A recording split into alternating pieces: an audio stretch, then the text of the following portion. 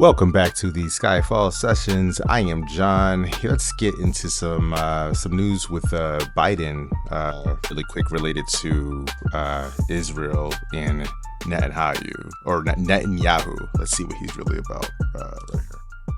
At my direction, the United States military actively supported the defense of Israel. Make no mistake, the United States is fully supportive of Israel. It's messages like those and the endless bombs that the United States is willing to fund on behalf of Israel that basically persuades Israel to continue escalating the war in the Middle East.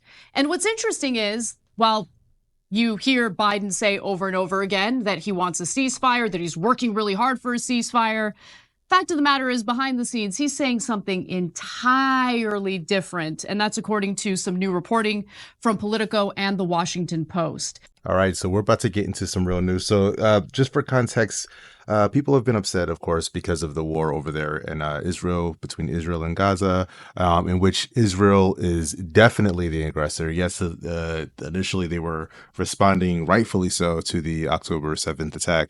But at this point, with over 41,000, I believe, killed in the Gaza area, the majority of who is not actually Hamas, then yeah, this is looking a whole lot more like a genocide. Let's just be real. Now, these exposés in Politico and Washington Post make it clear than ever how little the Israeli government has really given a crap about what the United States has to say about their escalations in the Middle East. Yet we keep sending them weapons and now our own troops to help them carry out this broader regional war. Yep, in case you didn't know, yes, America has boots on ground with this war now. For months, Netanyahu and his government have consistently ignored American counsel as to how to prosecute the war in Gaza against Hamas after the October 7th terror attacks.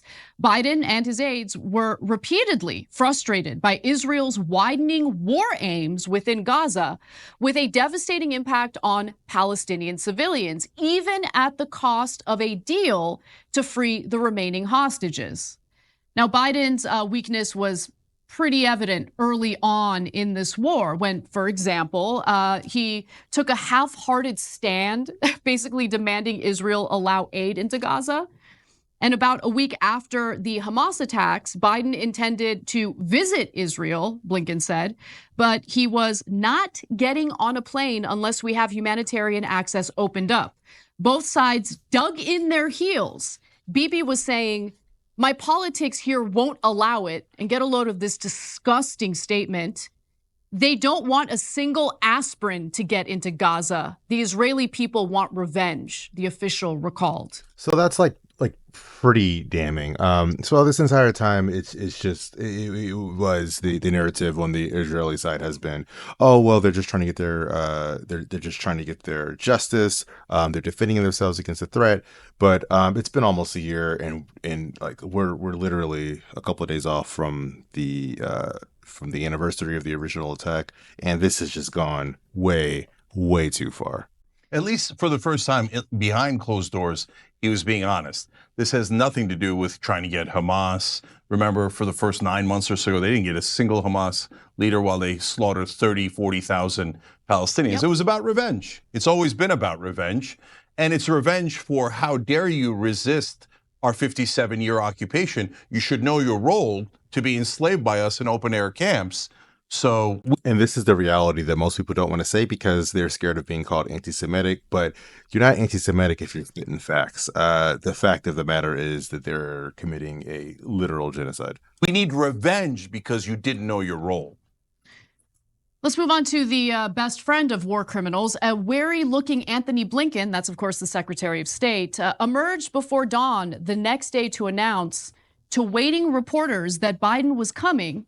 Israel and the United States were working on a plan for humanitarian assistance, he said, but there was no announced agreement to immediately open the border. In other words, we got nothing. Yeah. By the way, I mean, Anthony Blinken is the guy who basically lied about the report, making it abundantly clear that Israel was blocking aid into Gaza. That's the kind of guy he is. Because Anthony Blinken is a war criminal. And basically serves Israel instead of America. 100%. Yep. Anyway, as the war went on and Biden sought long-term peace, allegedly, as the Washington Post claims, he was undermined at every turn by Netanyahu's conduct of the Gaza war, his refusal to consider establishment of a Palestinian state, and the territorial ambitions of his right-wing government in the occupied territories, meaning they want to grab the land. Like, that's part of this agenda. Yeah, this is essentially just a regular war. They're looking for an excuse, and we, as America, providing them the money, are being the enablers. And it's just got to stop. It's wrong all the way around. It's not just about finding Hamas and bringing them to justice. It never was. Okay, the October 7th attacks have been used as an excuse in order to carry out what the far-right members of the Israeli government have been wanting to do, which is to steal land, okay? To level entire capitals, an entire strip of land where the Palestinians are, the Gaza Strip. And then eventually, when it's uninhabitable, come and just take the land. Take the land. They've been doing it illegally in the West Bank. All right, and so the people who are thinking, oh, well, you guys are talking crazy, this isn't true. Guys, it's been going on for a year already. It's already happening. They continue to aggress. They continue to take over more ground. It's very, very clear what they're doing. If you're not seeing it at this point, you're just being willfully ignorant. With impunity. So they're just going to expand it. It's so disgusting. It's so disgusting. Yeah, please listen to Ezra Klein's podcast with David Remnick, where they explain revisionist Zionism and how Netanyahu's dad wanted to take all the West Bank and Jordan. They think, why not? Their ideas, the Arabs and the Muslims have plenty of land. Let's just take as much as humanly possible. So the reason. Yeah, and there we go. He's providing evidence right there. If you guys just look around and do the research, you can see what is actually going on.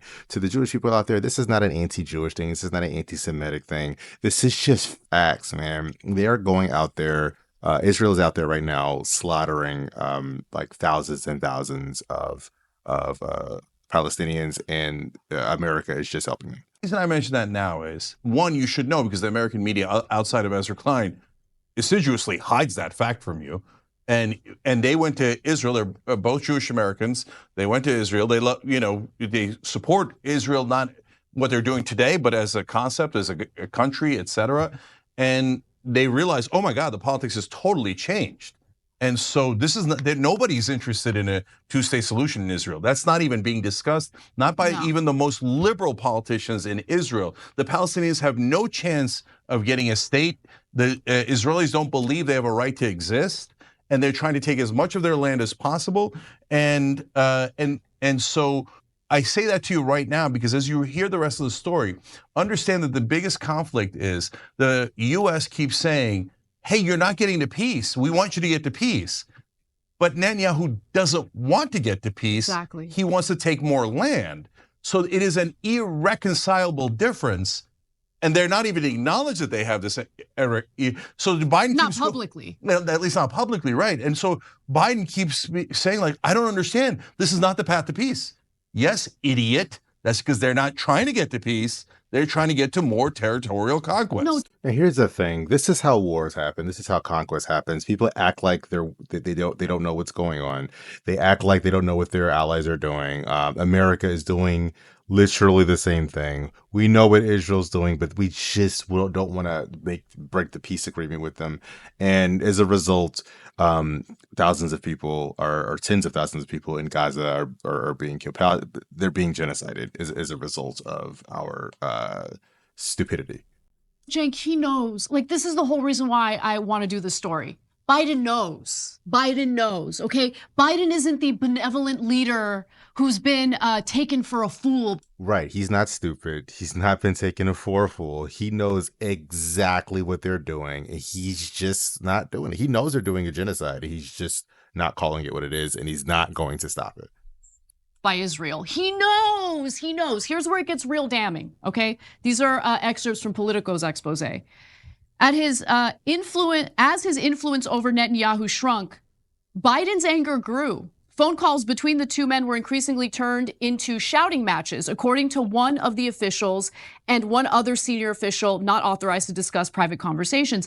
Biden told confidants, listen closely, guys, that he did not believe his Israeli counterpart wanted a ceasefire deal, arguing that Netanyahu was trying to perpetuate the conflict to save his political future and assist Trump in November's election, the officials said. Biden knows. So think about what that means. He knows that this hurts Kamala Harris's chances of getting elected. Doesn't matter. He's not going to cut off the weapons. He's going to keep it flowing.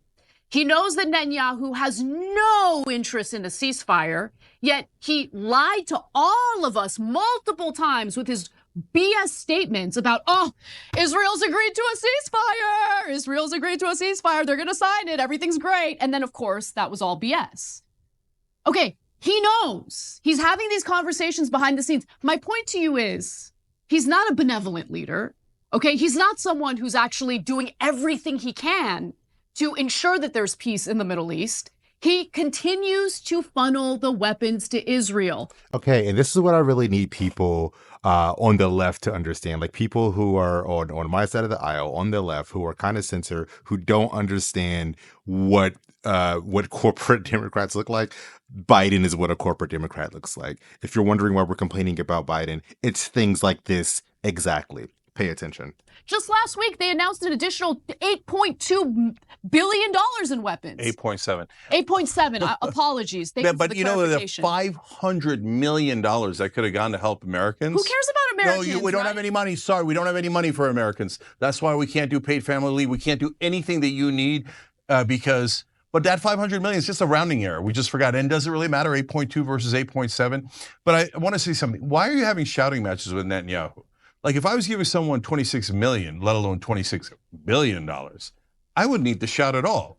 See, and this is what's interesting is that on the left and the right, we're having arguments about these wars that are going on. We have a war that's going on in Ukraine. We have this war that's going on in the Middle East. The Ukraine war is something that's happening as a result of Russia aggressing on Ukraine and trying to take them over. But on the so I think we're in the right on that war, and we should be providing aid to them. Whereas on the other side, we are aggressing. Or we're allowing Israel to aggress on Gaza. The opposite manner. So we're doing the exact opposite in the other words. It's fascinating. All I would say is, you're going to do as I tell you. Ugh. Otherwise, I'm not sending you the money. What's the complicated part? What do you need to shout for?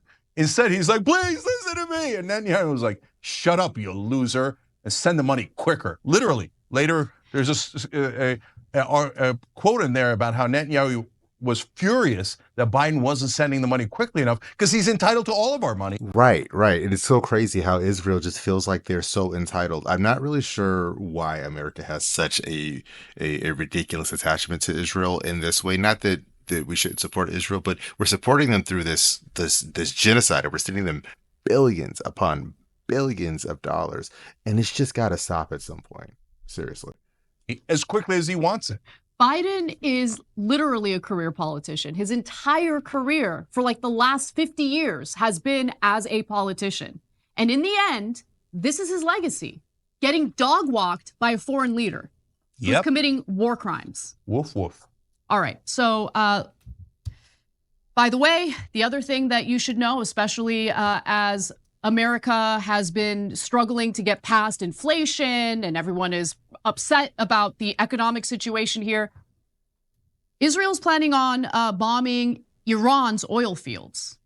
I've talked about this on the show before this week, and it's important to let you know.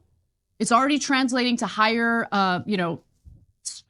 basically ExxonMobil is up in the stock market. I mean, everyone knows that the price of oil, meaning the price that you pay at the gas pump, the price you pay for goods and services, all of that is going to spike because of this. Now, as a result, this is actually one of the cases where it is true that the current sitting president in office is the reason why there's higher prices. This is not always the case. Of course, if Trump was in office, he wouldn't have stopped the war either, even though he said he would. We all know he's an idiot. He would not have stopped the war. He probably would have exacerbated it. But in any case, yeah, if they're striking the oil fields, they're going to raise our prices, and it's happening as a direct result of Biden continuing to fund them. So yes, that is in essence Biden's fault, but it should be worth noting that Trump probably would have been far worse in this situation too. So we're kind of just screwed either way.